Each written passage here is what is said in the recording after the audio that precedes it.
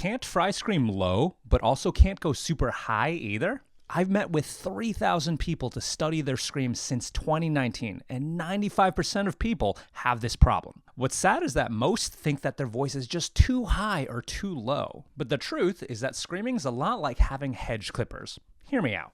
Great for trimming trees and making hedge sculptures. But let's say your neighbor needs help trimming their lawn. You probably could kind of make it work, but you'd probably be exhausted and probably hurt your back. But if you switch to a lawnmower, this would be super easy. You could do it and not even break a sweat. But now, let's say you needed to shave. If you used a lawnmower or a hedge clipper, you'd probably end up in the hospital. So there are different tools for different types of results, just like there's different fry screams for different scenarios, and they all have their advantages and disadvantages. So I'm going to go over them in order from most to least common, and the last one might be something that you've never heard before.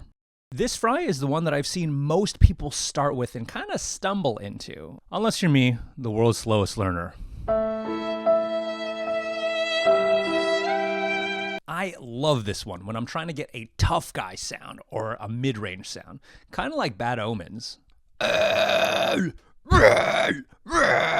You can also add your false chords to this to make it a cool hybrid scream. In terms of volume, this one's at about a 6 out of 10 when done right. And when done right, this is felt along here. And a lot of people call this mixed voice fry, but I can also feel this in the upper part of my chest voice. You can start to get it if you squeeze your vocal cords in the upper chest voice or lower end of your mixed voice register. And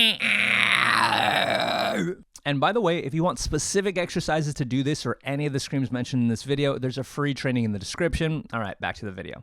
Disadvantages. The problem is that many people get stuck with it and can't bring out its full form. Many people tell me they feel super constricted doing this and they struggle to get loud with it.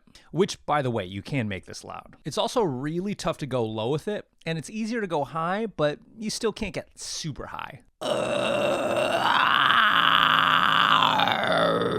Okay, David, this is great and all, but how do I get lower than this?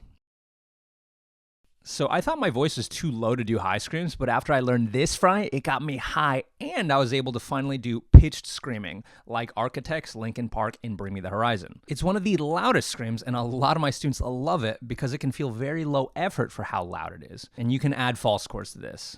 This scream is done while sputtering your vocal cords together while you're in head voice. And if you like Of Mice and Men or Lorna Shore's High, this scream is for you. So here it is.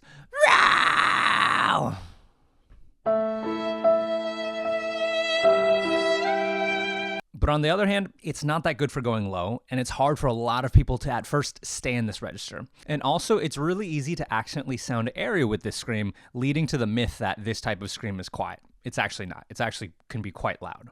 Okay, but what if you want to go super low? So I gotta admit, I got a special place in my heart for this next scream because it was the first scream I ever learned, which gave me the confidence that I can scream.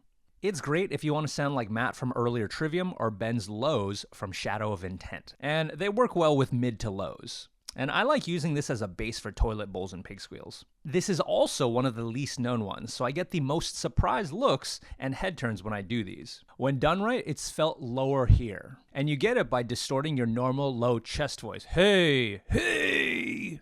Now once again, it sounds like this.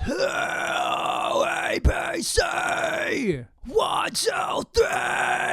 And this is how it sounds.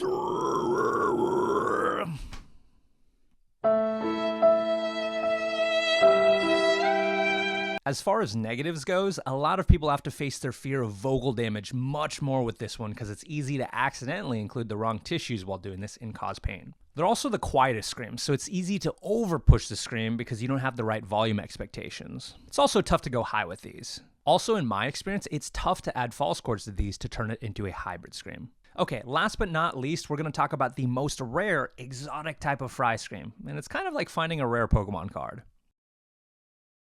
I remember watching one of my favorite vocalists, Mike Lissard, hit this for the first time, and it blew me away. Before then, I didn't even know that humans could do this. And the advantage of this is that you can go so high, it's almost like a tea kettle, and this screams for you if you like in this moment.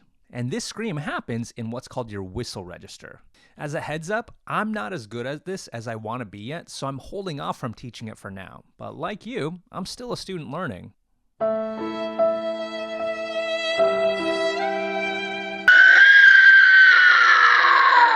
And one of the disadvantages is that it's hard to learn because finding a whistle register to begin with is tricky for a lot of people.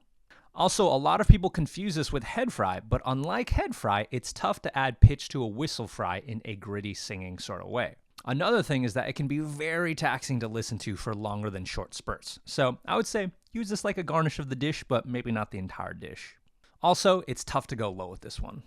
And there's some controversy as to whether everyone can pull this off, but I'd like to believe it's possible, so I'll keep you up to date as I get better. Now remember, to unlock each fry scream, there's no one method that works for everyone, but if you want some approaches that work for a lot of people, then here's your reminder to check out the training in the description. Okay, now you know more about fries, what if you want to learn more about false chord screams to get more of a crunchy, louder, tough sound? Watch this video to find out the real way to pull them off.